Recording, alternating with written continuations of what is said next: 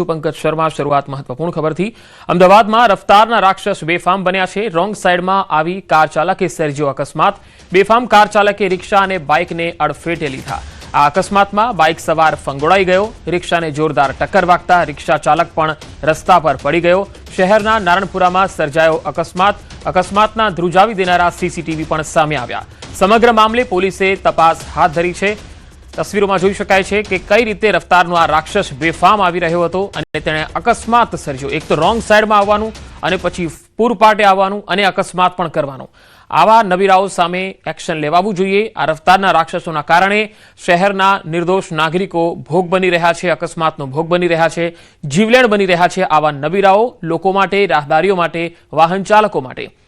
Wrong સાઈડમાં આવી રહેલ આ કાર ચાલકે અકસ્માત સર્જ્યો, જેના સીસીટીવી પણ સામે આવ્યા છે। અમદાવાદના નારણપુરાનો આ બનાવ છે। પોલીસે હવે આ સીસીટીવીને ધ્યાનમાં રાખીને જે આ કાર ચાલક છે તેને પકડવાની તજવીજ હાથ ધરી છે। નારણપુરાનો આ બનાવ છે। અમદાવાદમાં હવે આવા બનાવો સામાન્ય બનતા જઈ રહ્યા છે, કારણ કે ગાડી લઈને નીકળનારા જે નબીરાઓ છે અથવા તો જે પણ વ્યક્તિઓ ગાડી લઈને નીકળે છે એ ફૂલ સ્પીડમાં જવા માટે કઈ પ્રકારની એમને કોઈ પ્લેન પકડવાનું હોય છે કે ટ્રેન પકડવાની હોય છે એ જ ખ્યાલ નથી આવતો। એટલી સ્પીડમાં જાય છે કે બીજાના જીવની પણ પરવાહ કરતા નથી અને રોંગ સાઈડમાં આવે છે, નિયમો તોડે છે અને પછી દાદાગીરી પણ કરે છે। આવા નબીરાઓ સામે એક્શન લેવાવું જોઈએ।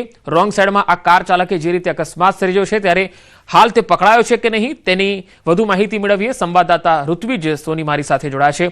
ઋત્વિજ, આ ઘટનાને લઈને કાર ચાલક સામે શું એક્શન લેવાશે? પકડાયો છે કે કેમ?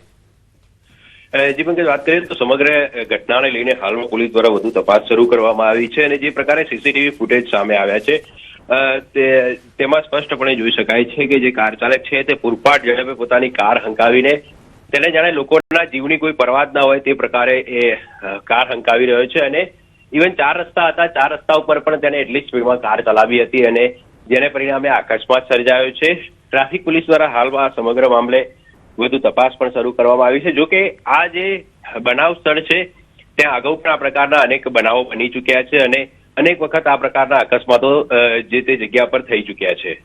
ઋત્વિજ, વારંવાર અમદાવાદમાં બેફામ રફતારના રાક્ષસોના બનાવો ખૂબ વધી ગયા છે, ત્યારે આ અંગે કોઈ ખાસ એક્શન પ્લાન હવે જરૂરી બન્યો હોય એવું નથી લાગતું?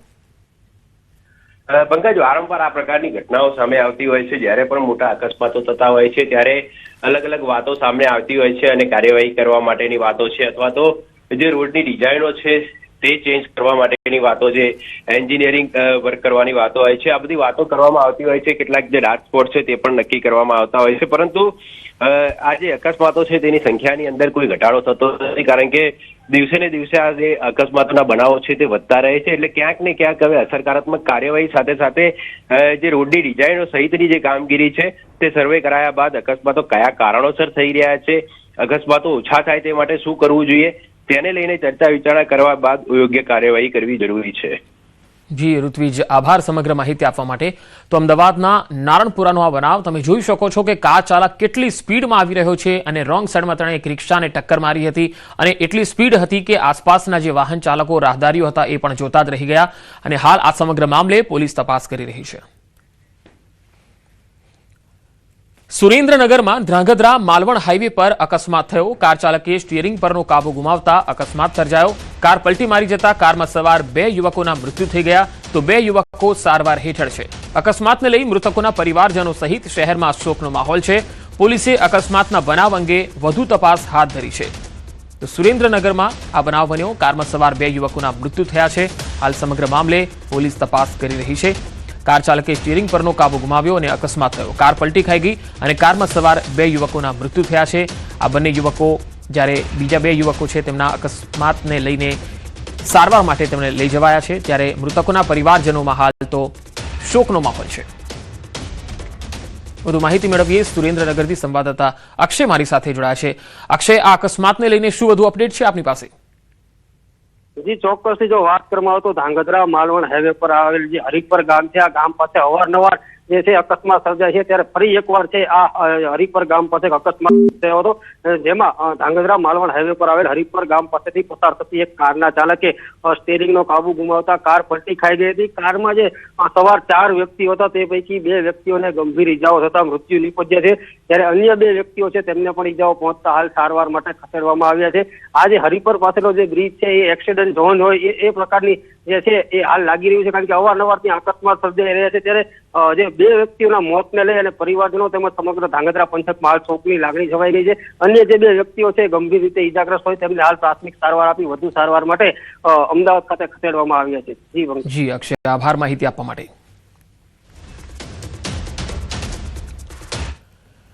વડગામ લીંબોઈ માર્ગ ઉપર ગમખ્વાર અકસ્માતનો બનાવ બન્યો. પિકઅપ ડાલાએ રિક્ષાને ટક્કર મારતા રિક્ષાનો કચ્ચરઘાણ થઈ ગયો. આ તસવીરો જુઓ. રિક્ષામાં સવારે 2 મહિલાઓના મૃત્યુ થતા અરેરાટી વ્યાપી ગઈ. લીંબોઈ ગામની 2 મહિલાઓના મોત થતા સમગ્ર ગામમાં શોકની લાગણી છવાઈ ગઈ છે.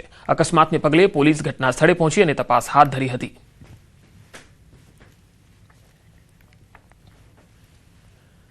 વલસાડ શહેરમાં મહિલાનું હાર્ટ એટેકથી મૃત્યુ થઈ ગયું. મોગરવાડીના 60 વર્ષીય ભાવનાબેન પટેલનું મોત થયું. ફરસાણની દુકાન બહાર અચાનક મહિલાને હાર્ટ એટેક આવ્યો. સારવાર માટે હોસ્પિટલમાં ખસેડાયા હતા, જોકે હાજર તબીબોએ મૃત જાહેર કર્યા. મૃતક તેમના પરિવારજનો અયોધ્યા જવાના હતા અને શોપિંગ માટે ગયા હતા. સમગ્ર ઘટનાના સીસીટીવી પણ સામે આવ્યા છે. આ મહિલાને તમે જોઈ શકો છો કે તે દુખાવાના કારણે પહેલા તો એ બેસે છે, ત્યારબાદ અન્ય એક મહિલા તેમને જોઈ રહી છે કે તેમને શું થઈ રહ્યું છે. ત્યારબાદ તેમના પરિવારજનોને જાણ કરવામાં આવે છે. આ મહિલાને હોસ્પિટલ પણ લઈ જવામાં આવે છે, પરંતુ તબીબોએ તેમને મૃત જાહેર કર્યા.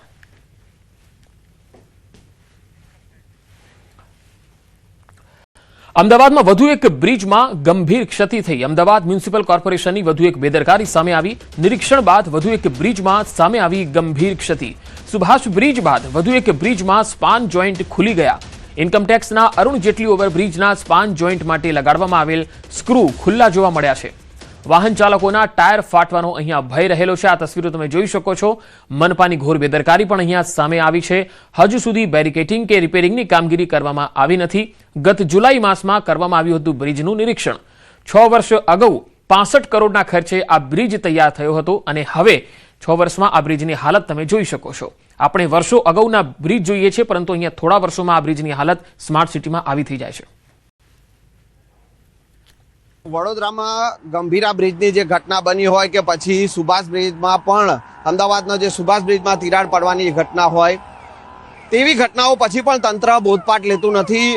હાલ આપ જોઈ શકો છો કે અમદાવાદના ઇન્કમટેક્સ પર જે ઇન્કમટેક્સ પાસે જે આ બ્રિજ બનેલો છે અને એ બ્રિજમાં પણ જે છે તે એક્સપાન્શન જે છે તે ખુલી ગયેલું જોવા મળી રહ્યું છે.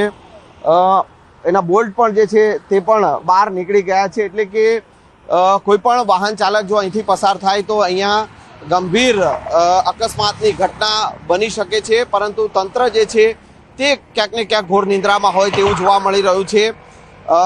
જ્યારે ગંભીરા બ્રિજની ઘટના બની ત્યારે પણ આ બ્રિજનું ઇન્સ્પેક્શન કરવામાં આવ્યું હતું અને એ ઇન્સ્પેક્શનમાં જે છે એ આ બ્રિજમાં જે છે મધપુડા હોવાનું ધ્યાને આવ્યું હતું અને કાટ લાગી ગયો હોવાનું ધ્યાને આવ્યું હતું. પરંતુ અત્યારે જે પ્રકારની જે ઘટના સામે આવી છે અને એમાં આ જે બ્રિજ જે છે એ બ્રિજમાં જે એક્સપાન્શન જે છે તે ખુલી ગયેલું જોવા મળી રહ્યું છે. બોલ્ટ પણ બહાર નીકળી ગયા છે અને મોટી આકસ્મિક ઘટના સર્જાય તેવી ભીતિ સેવાઈ રહી છે. કેમેરામેન ખેંગાર રાઠોડ સાથે સંજય ટાંક, ન્યૂઝ 18 ગુજરાતી, અમદાવાદ. તો 6 વર્ષ પહેલાનો આ બ્રિજ જે 65 કરોડના ખર્ચે બન્યો હતો અને 6 વર્ષમાં આ બ્રિજની હાલત તમે જોઈ શકો છો આ પ્રકારે થઈ ગઈ છે.